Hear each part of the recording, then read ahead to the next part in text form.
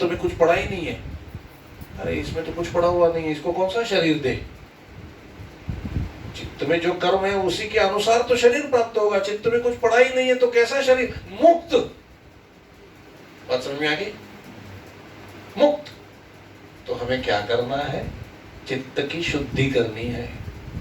अभी की भाषा में समझाओ, कंप्यूटर में हार्ड डिस्क होती है, उसमें सब फाइलें पड़ी हुई रहती हैं।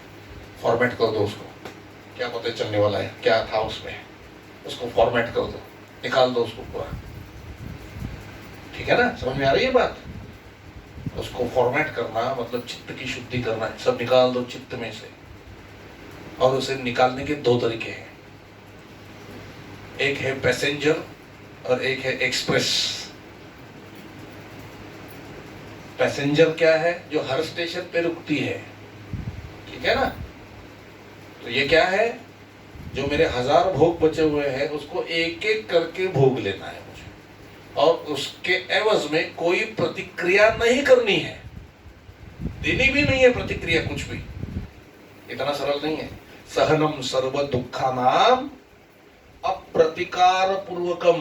प्रतिकार नहीं करना। दुख अगर आ जाए तो उसका प्रतिकार आपको नहीं करना है। सहनम सर्व दुखानाम अप्रतिकार पूर्वकम।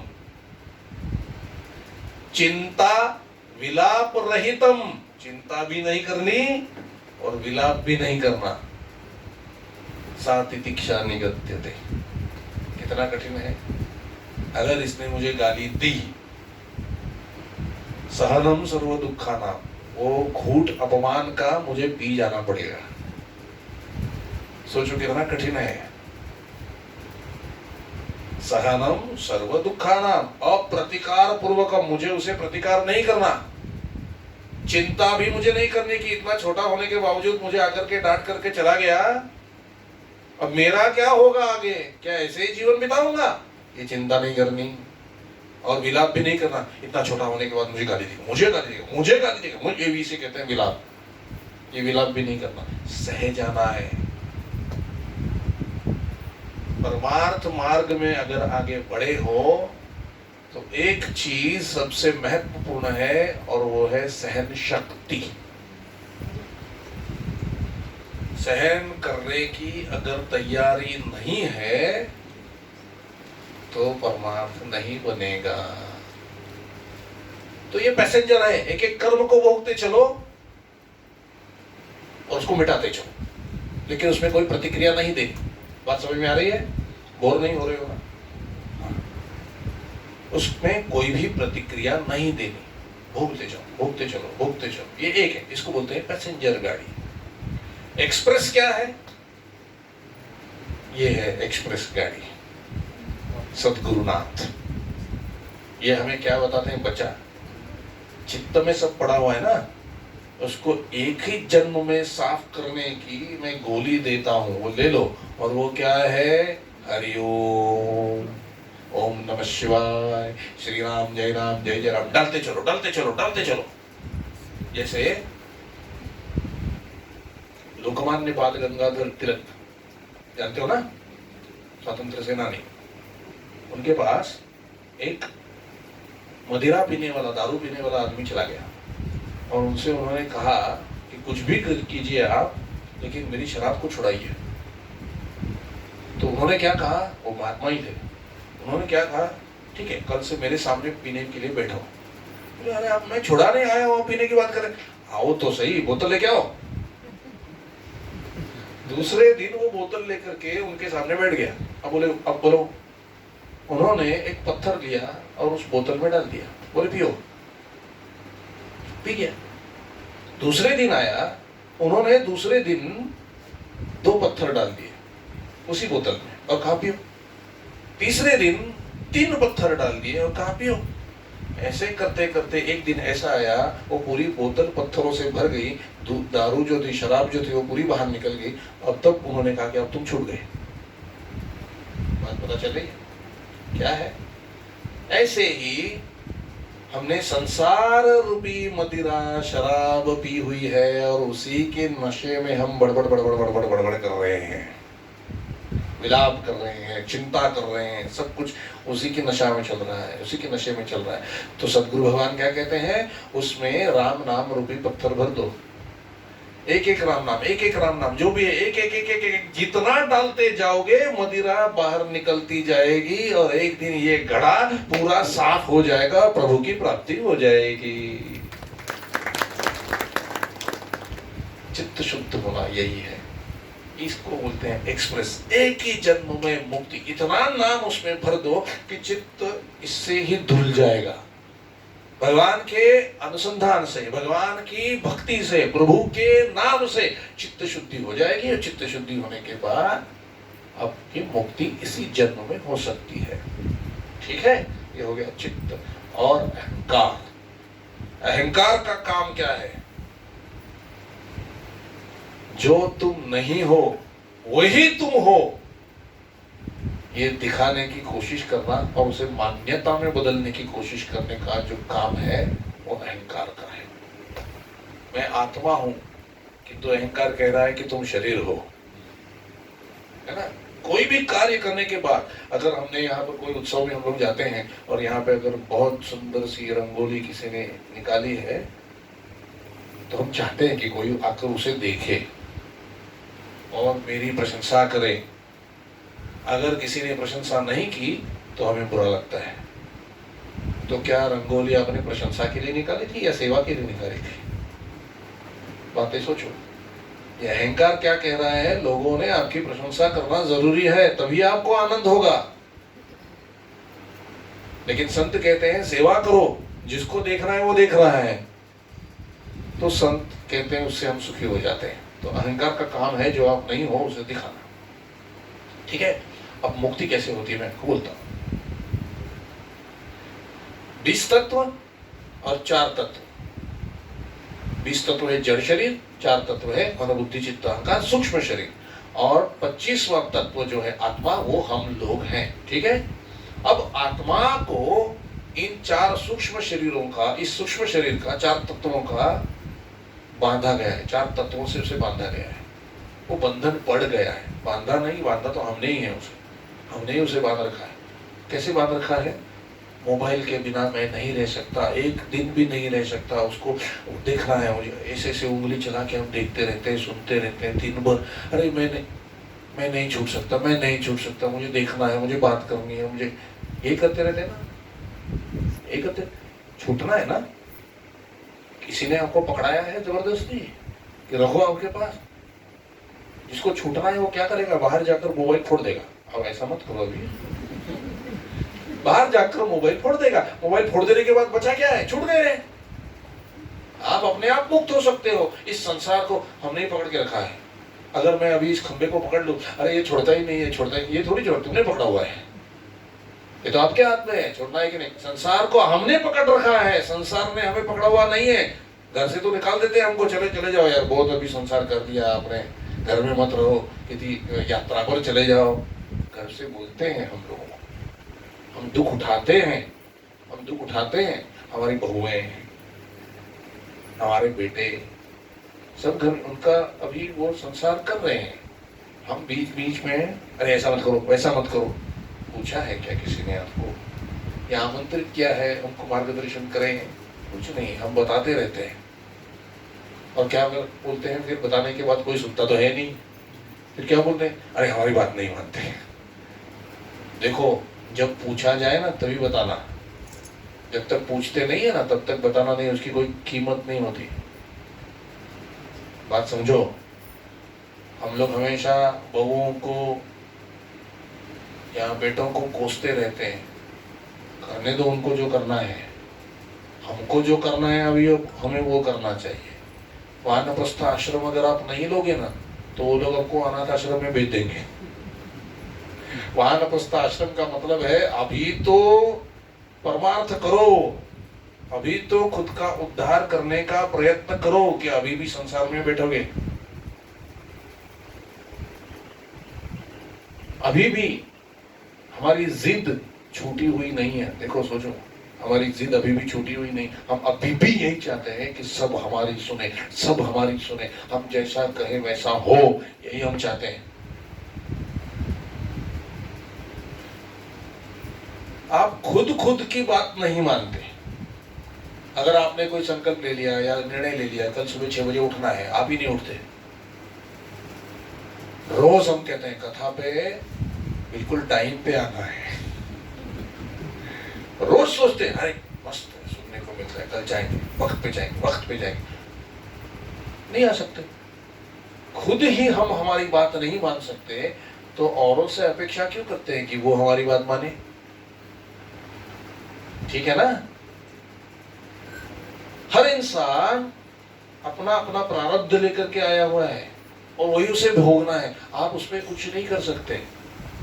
कितना भी प्यारा बेटा हो, उसे आया हुआ बुखार आप नहीं ले सकते, वो आपको देखना पड़ेगा। कई संसार में ऐसे हुआ है लोगों के, पिताजी तो 70 साल के हैं, बेटा 35 साल का है, लेकिन वो गुजर गया है। कर सकते हैं कुछ? कुछ नहीं कर सकते, देखना पड़ता है। इस विषय में आप परतंत्र हो और ईश्वर में आप स्वतंत्र हो, परमार्थ में आप स्वतंत्र हो, इसमें आप परतंत्र हो। संसार के लिए आप कुछ कर नहीं सकते। जो जैसा प्रारब्ध लेकर आया है उसको वैसे ही भोगना पड़ेगा, आप उसमें कुछ नहीं कर सकते। ये बात जितनी जल्दी मान्यता में ले आओगे उतना आपका भला होगा। आप कुछ नहीं कर सकते, सबका कर्ता राम ही है, वही करता है। ठीक है? तब 25 साल तक ब्रह्मचर्य, 50 साल तक गृहस्थाश्रम, 51 का मतलब समझते हो? 50 के ऊपर 51 वन में चले जाओ, वन में चले जाओ, गृहस्थाश्रम त्यागो और वानप्रस्थ आश्रम में चले जाओ। वानप्रस्थ आश्रम मतलब दोनों मिलकर के कुछ परमार्थ की बातें करो, सत्संग सुनो, नाम जप करो और अपना परलोक सुधारने का प्रयास करो। वन नहीं जा सकते, घर में बैठो, घर में बैठकर भजन पूजन करो। अब संसार से धीरे धीरे अपने लक्ष्य को हटाना है, ध्यान को हटाना है, प्रयत्न पूर्वक हटाना पड़ेगा, क्योंकि उसे 25 साल या 50 साल तक आदत पड़ी हुई है संसार में रहने की, एकदम से नहीं निकलेगा। धीरे धीरे संसार से ध्यान हटाना पड़ेगा और संसार से ध्यान हटाने का सबसे उत्तम उपाय है सत्संग में ध्यान लगाना, प्रभु में ध्यान लगाना। जितना ध्यान यहाँ पर लगाओगे उतना वो वहां से निकलेगा। इसलिए सत्संग करो, ज्यादा से ज्यादा, ज्यादा से ज्यादा, ज्यादा से ज्यादा सत्संग करो। अब देखो 20 तत्व है, 4 अंतःकरण चतुष्ट है और एक है आत्मा। इस आत्मा को बंधन पड़ा हुआ है मन बुद्धि चित्त अहंकार का, हमने ही बंधन डाला हुआ है और ये छूटता नहीं है, नहीं छूटता है। अगर हमें असह्य हो जाए, हम सहन नहीं कर सके, नहीं सहन कर सकते कोई चीजें, तो कई लोग आत्महत्या कर लेते हैं और उनको लगता है कि ये शरीर में अगर छोड़ दूंगा तो मेरी जो भी समस्याएं हैं वो सब समस्याएं मिट जाएंगी। कोई भी समस्या नहीं मिटेगी, क्योंकि जो भी आपकी समस्या है वो है आपके कर्म से, और आपके कर्म का लेखा जोखा है चित्त में, और चित्त तो आपके साथ ही जा रहा है। ये है शरीर, ये है अंतःकरण चतुष्ट, मन बुद्धि चित्त अहंकार, और ये है आत्मा। ये अलग है इससे, लेकिन इसका बंधन पड़ा हुआ है। तो ये एक शरीर छोड़ता है, दूसरे शरीर में जाता है, यहां से छोड़ता है, तीसरे जन्म में तीसरे शरीर में जाता है, लेकिन जिस भी शरीर में जाएगा ये चारों साथ ही रहने वाले हैं। तो जितने जन्मों का चक्कर पड़ा हुआ है, कर्म पड़े हुए हैं, प्लस इस जन्म के कर्म, वो सब आपके साथ जा रहे हैं। तो आपको इन कर्मों की भी तकलीफ अगले जन्मों में होने वाली है, छूटोगे नहीं। बात समझ में आ रही है? शरीर त्यागने से कुछ नहीं होता। घर में समस्याएं हैं, बहुत समस्याएं हैं, बहुओं को समस्याएं हैं, बेटों को समस्याएं हैं, माता पिता को समस्याएं हैं। माता पिता को आदर देना चाहिए, घर में सास ससुर होने बहुत जरूरी है ताकि वो ये बातें आपको समझा सके।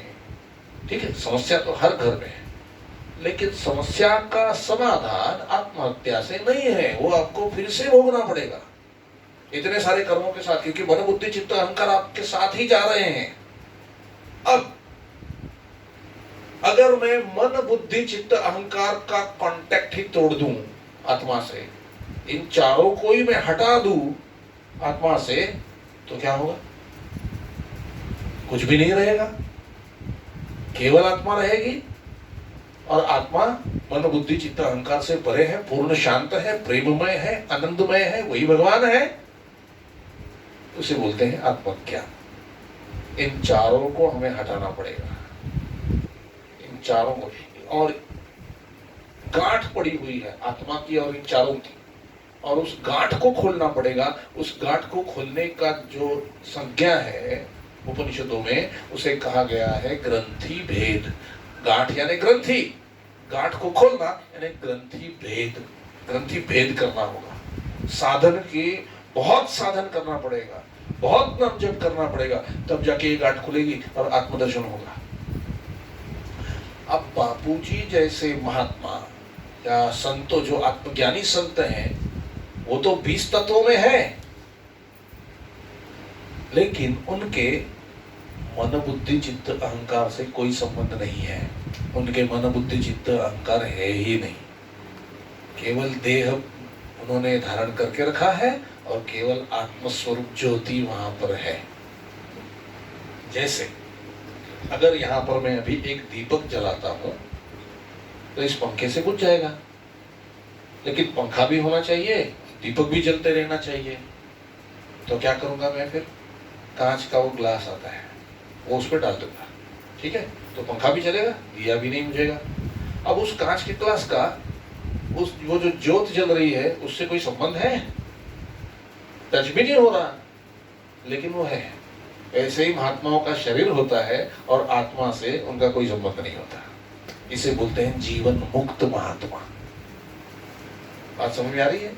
और जैसे ही वो 20 तत्वों का शरीर छोड़ते हैं, आत्मस्वरूप में विलीन हो जाते हैं। इसे कहते हैं आत्मज्ञान। अब ये आत्मज्ञान कैसे हो? एकदम से भक्ति मार्ग 20 तत्वों द्वारा ऐसी कुछ क्रिया करो जिससे कि मन भगवान से भर जाए, बुद्धि भगवान से भर जाए, चित्त भगवान से भर जाए, अहंकार भी भगवान से भर जाए। अगर ये चारों भगवान से भर गए तो ये भगवान में पहले ही विलीन हो जाएंगे और रहेगी केवल आत्मा। इसलिए 20 तत्वों से आपको मदद लेनी पड़ेगी, क्योंकि ये खुद से कुछ कर नहीं सकते। हमने पहले देखा मन बुद्धि चित्त अहंकार खुद कुछ नहीं कर सकते, उनको 20 तत्वों की सहायता लेनी होगी। तो इस 20 तत्वों को पकड़कर उठाकर सत्संग में ले आओ। बात समझ में आ रही है? मतलब इस शरीर को उठाकर, भले आपका मन हो, बुद्धि हो, चित्त हो या ना हो, उसे उठाओ और यहाँ ले आओ और बैठ जाओ यहाँ पर। इससे सत्संग में भगवान की बातें सुन सुन के, नाम जप कर करके भगवान का भजन कर करके पूरे 20 तत्व भर जाएंगे। पहले तो सबसे पहले क्या भरेंगे? 20 तत्व भरेंगे। पहले ज्ञानेंद्रिय भर जाएंगी। आंखों से भगवान को देखो, कानों से भगवान की कथा सुनो, नाक गंध कहाँ पर कथा चल रही है पता चल जाएगा आपको अगर आप घूमते हो तो। इसे कहते हैं सूंघना। कहाँ पर चल रही है कथा, जाकर के बैठो, ठीक है। त्वचा से यहाँ पर आकर के भगवान के स्पर्श का अनुभव करो। भगवान की कथा का स्पर्श का अनुभव नहीं होता? जब कोई अच्छा सा प्रसंग कथा में आता है तो रोमांच खड़े हो जाते हैं, ये प्रभु का स्पर्श। आंख, कान, नाक, जीभ और त्वचा। जीभ का क्या है? प्रसाद खाओ, है ना। घर के अन्न हम ऐसे नहीं खाते हैं, प्रसाद हम ऐसे खाते हैं। ये है ज्ञानेंद्रियों का काम। सत्संग में ले और उस तरह से करो। फिर कर्मेंद्रिय, हाथ पांव, हाथ जोड़ो, पांव से प्रदक्षिणा करो, गिरिराज की परिक्रमा करो पैरों से, है ना। गोवर्धन परिक्रमा करो या बापूजी की परिक्रमा करो, एक ही बात है। श्री कृष्ण की परिक्रमा करो, राधा माता की परिक्रमा करो। पांव को जहां पर भगवान की कथा है उनसे कहो कि वो ये वहां ले चले। हाथों को कहो कि हाथ जोड़कर बैठे रहें। उपस्थ पायु यानी मल त्याग, इसका मतलब यहाँ पर यह है जो भी गंदे विचार मन में चल रहे हैं उनको हटाओ और प्रभु को वहां पर विराजमान करो। और रही वाणी, जो कर्मेंद्रिय है, उससे प्रभु का भजन करो, नाम जाप करो। इस तरह से 10 इंद्रियां तो प्रभु के भजन में लग गई। अब पंच महाभूत, भजन करते करते, नाम जप करते करते जैसे ये 10 तत्व प्रभु के नाम से या भजन से भर जाएंगे तो उसका अनुभव आपको पंच महाभूतों में आएगा। पंच महाभूत सूक्ष्म हो जाएंगे और जैसे ही वो सूक्ष्म होंगे उनके तन्मात्रा जो है उनके द्वारा आपको अनुभव होगा। पृथ्वी आप, पृथ्वी अग्नि, पृथ्वी आप तेज, वायु और पानी, जल, ये 5 पंच महाभूत हैं। ये जैसे ही सूक्ष्म हो जाएंगे भजन करते करते तो उनके तन्मात्रा के द्वारा आपको अनुभव होगा। तन्मात्रा क्या है? शब्द, स्पर्श, रूप, रस, गंध। कभी कभी बापू जी के शब्द भी आपको कान में सुनाई देंगे अगर आप उस तरह से अखंड भजन में हो तो, चाहे बापू जी कहीं पर भी हो। ऐसे कई भक्त हैं जिनको बापू जी के शब्द सुनाई देते हैं, या फिर रात को सोते हुए कोई भजन चलता रहता है बापू जी का, ये भी होता है ना। जैसे भजन में सूक्ष्म हो जाओगे, भगवान की वाणी सुनाई देती है, भगवान के शब्द सुनाई देते हैं, रात को सो तो नाम जब चलता रहता है, हमारे ध्यान में आता है कि नाम शुरू है, ये है शब्द।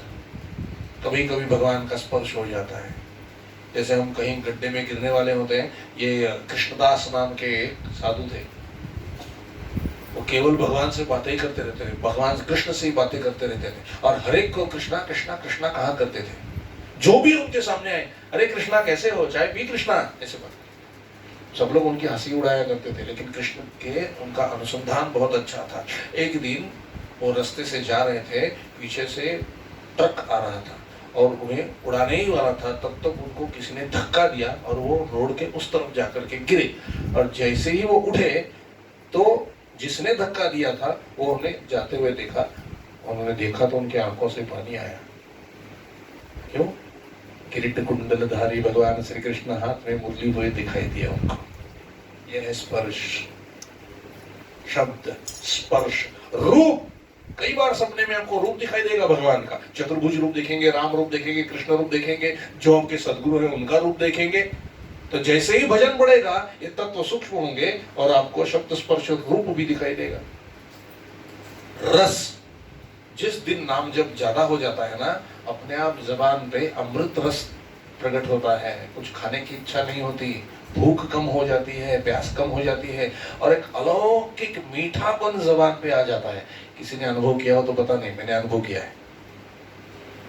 दिन भर आपका नाम जब चले तो कभी कभी ऐसी जबान पे मिठास आ जाती है कि दूसरा कुछ खाने से, संसार का कोई भी पदार्थ खाने से वो मिठास चली जाती है। ये रस। कथा में भी कई बार रस आ जाता है, भजन करने को मन करता है, ताली बजाने का मन करता है, नाचने का मन करता है। यह रस, शब्द, स्पर्श, रूप, रस और गंध। गंध का अनुभव हम सबको है। जैसे यहाँ पर कोई सत्संग चल रहा हो, यहाँ पे हमने कोई अगरबत्ती जलाई हुई है तो उसकी जो विशिष्ट सुगंध है वो हमें हमारे घर पर, अगर अगरबत्ती भी नहीं जलाई है किंतु बापू जी की याद अगर आ जाए तो वही सुगंध वहीं पर भी आएगी और हम समझ जाएंगे कि बापू जी यहाँ है या हमारे सदगुरु यहाँ है। इसे सूक्ष्मता कहते हैं। शब्द, स्पर्श, रूप, रस, गंध, ये 20 तत्व जब बढ़ जाएंगे भजन से तो आगे क्या होगा? वो भजन पहुंचेगा मन में। अब मन से भजन होने लगेगा। अब हाथ में माला फेरने की जरूरत नहीं पड़ेगी, माला भी रख दोगे, ऐसे बैठे रहोगे तो मन अंदर से भजन करने लग जाएगा, अखंड भजन होने लगेगा। फिर मन भर जाएगा, फिर बुद्धि भरेगी भजन से, नाम से बुद्धि भरेगी। बुद्धि आपको दूसरा कुछ करने ही नहीं देगी, सत्संग में ही ले जाएगी, नाम जप में ही ले जाएगी। जहां पर सत्संग है वहीं पे साधु संतों के दर्शन करवाएगी, यहाँ जाना है वहां जाना है, ये जो अच्छे अच्छे अच्छे सत्संग आपको दिखाएगी बुद्धि। बुद्धि आपको उठाकर सत्संग में ले जाएगी। अब आपको कुछ करने की जरूरत नहीं है, बुद्धि अपना काम करेगी। भले आप घर पर सोए पड़े हो फिर भी बुद्धि आपको उठाएगी। अभी चलो पहले तो आपको उठना है जबरदस्ती, ये फिर भजन से जब भर जाओगे तो बुद्धि आपको उठाएगी और आपको सत्संग में ले आएगी। नहीं चलो सुनो, फिर बुद्धि में भजन भर जाएगा और भजन पड़ेगा और भजन पड़ेगा तो भजन से चित्त भर जाएगा, चित्त शुद्धि हो जाएगी। और चित्त शुद्धि होने के बाद प्रभु अंदर आकर बैठ जाएंगे।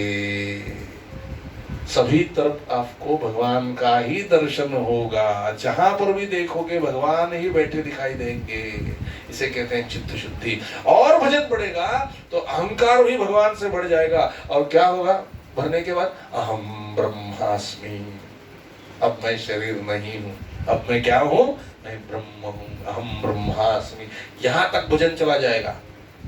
और इससे आगे अगर भजन चला गया तो ये अहम भी गिर जाएगा और ब्रह्म अस्मि, यहां तक आप पहुंच जाओगे। इसी को आत्मज्ञान कहते हैं। इस तरह से 20 तत्व, 4 तत्व उनके परे आत्म तत्व है, जहां तक नाम से हमें पहुंचना है। और नाम साधन से, भजन साधन से, ईश्वर के स्मरण से हम यहां तक पहुंच पाते हैं। समझ में आया आत्मज्ञान क्या होता है? थोड़ा पानी पिलाओ। कहने को और बहुत है, किंतु मर्यादा में थोड़ा समझा रहा हूँ। वक्त भी हमारे पास नहीं, अभी भागना पड़ेगा।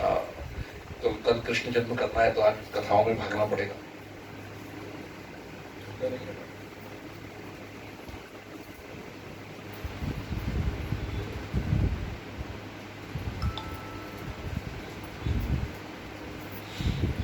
तो हम कहां पर थे?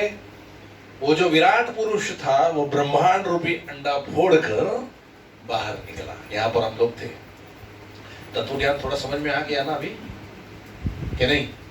हाँ, डरो मत, अभी और तत्व ज्ञान नहीं सुनाऊंगा। और बाहर जैसे ही अंडा फोड़कर निकला तो खुद के रहने के लिए वो जगह की तलाश करने लगे।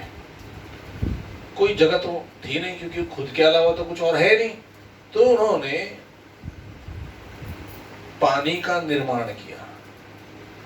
पृथ्वी के बाहर खुद के रहने के लिए पानी का निर्माण किया और उसी समुद्र रूपी पानी में वो रहने लग गए। पानी में शेष शैया पर सोए हुए 1000 साल तक वो पानी में पड़े रहे।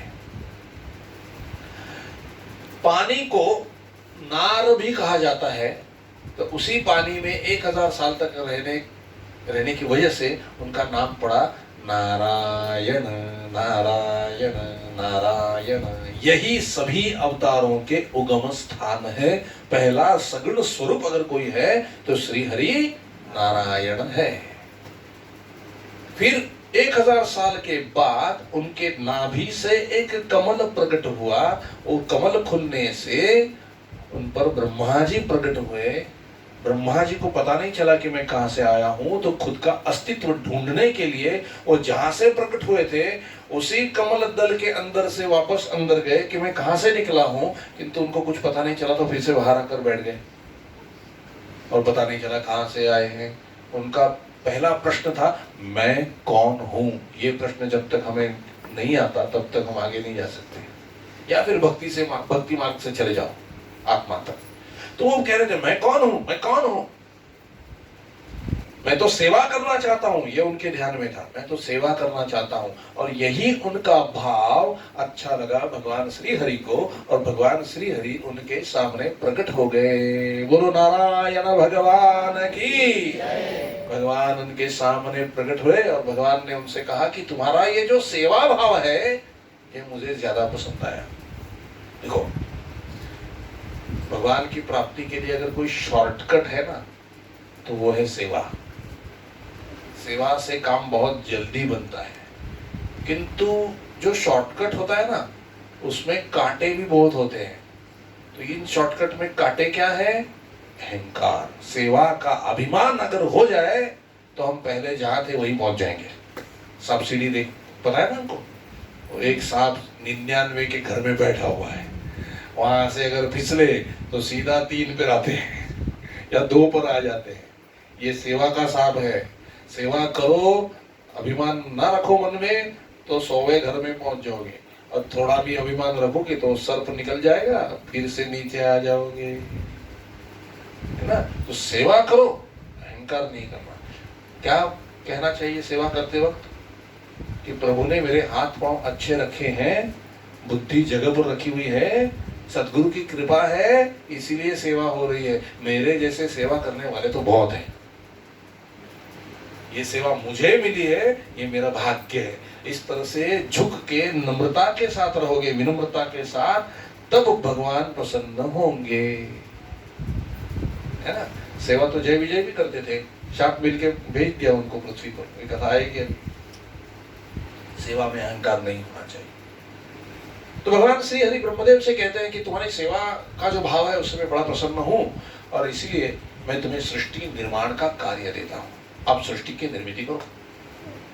तो ब्रह्मदेव कहते हैं कि प्रभु मैं तो मोह से ग्रस्त हूं, अगर मैंने ऐसे ही प्रजा की निर्मित करना शुरू कर दिया तो सभी प्रजा मोहग्रस्त होगी, मोहग्रस्त ही प्रजा पैदा होगी। देखो हमें ऐसे कैसे बच्चे दिए, हम जैसे हैं वैसे ही हमारे बच्चे हैं।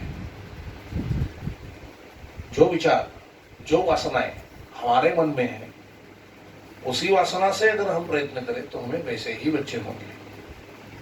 इसीलिए हमारे जो गुरुजी हैं या बापूजी हैं या जो भी संत हैं, कोई उनके पास जाता है कि बापूजी या महाराज जी, हमने ये लड़का हमारी लड़की के लिए देखा है या ये लड़की हमारे लड़के के लिए देखी है, तो संत हमेशा क्या करते हैं, दोनों को 6 महीने तक या 1 साल तक रामायण का पाठ पढ़ने के लिए बोलते हैं, सत्संग में जाने के लिए बोलते हैं, सेवा करने के लिए बोलते हैं, मिताहार करने के लिए बोलते हैं, फलाहार करने के लिए बोलते हैं, साधु सेवा करने के लिए बोलते हैं, क्योंकि उनका थोड़ा तो चित्त शुद्ध हो और फिर शादी के बाद जो संतति होगी वो पुण्यवान होगी। ये है उसके पीछे राज। तो भगवान श्री हरि कहते हैं ब्रह्मदेव से कि ठीक है, मैं तुम्हें चतुश्लोकी भागवत का ज्ञान देता हूं, उससे तुम्हारा मोह नष्ट हो जाएगा, उसे ध्यान में रखो और प्रजा निर्मित करो। तो यही चतुश्लोकी भागवत ब्रह्मदेव को प्रदान किया प्रभु श्री हरि ने, और फिर ब्रह्मदेव ने सृष्टि की निर्मित की। उन्होंने सप्तर्षि बनाए और एक एक निर्मित करते गए। निर्मित करते करते करते करते एकदम से उनकी भौवें जो है वो टेढ़ी हो गई, आंखें लाल हो गई, गुस्सा सा प्रतीत होने लगा, और उनकी दोनों भौवों में से बीच में से एक बालक छोटा निकला और वो रो रहा था जोर जोर से, मुझे काम चाहिए, मुझे काम दो, मुझे काम दो। वो रो रहा था, वो रुदन कर रहा था, इसीलिए उसका नाम रुद्र पड़ गया। और यही रुद्र मतलब देवाधिदेव महादेव का सगुण स्वरूप वहां पर प्रकट हो गया। ये श्री हरि का ही रूप है, लेकिन रुद्र रूप से, शंकर रूप से, देवाधिदेव महादेव के रूप से वो प्रकट हो गए। तब भगवान ब्रह्मदेव के पास निर्मिति का काम आया, भगवान विष्णु के पास पालन का काम आया, और संहार का काम जो है वो भगवान महादेव ने संभाल लिया। तरह तरह की सृष्टि निर्मिति कर रहे थे, तब ब्रह्मदेव के ध्यान में ये बात आ गई कि इस तरह से निर्मिति करूंगा तो बहुत वक्त लग जाएगा, प्रजा की निर्मिति मैथुन से जल्दी होगी। इसीलिए उन्होंने एक पुरुष और एक स्त्री, इनकी जोड़ी बनाई और उनका विवाह कर दिया आपस में, और उनको आज्ञा की कि अब तुम प्रजा की निर्मिति करो। वो पुरुष का नाम है स्वयंभू मनु और उनकी पत्नी का नाम है रानी शतरूपा। दोनों का विवाह हुआ और उनके 5 पुत्र हुए, और उन 5 पुत्रों के इतने पुत्र हुए कि पूरा